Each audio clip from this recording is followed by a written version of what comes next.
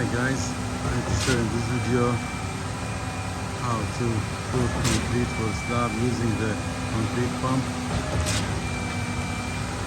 So here, after we poured concrete for footers all the way around, okay, and we put mason dowels, and then we form and pour concrete for gearboxes, you can see, and we did proofing, okay. So then we started the slab work, okay. So you can see how it's worked.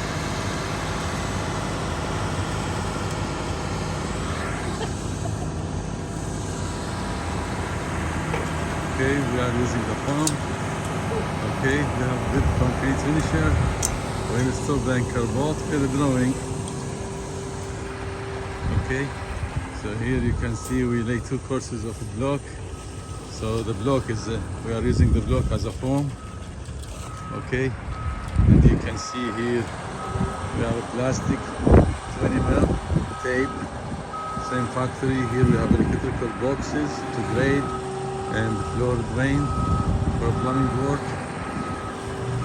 This is track number 3. We ordered 10 tracks. It is like 100 cubic yard.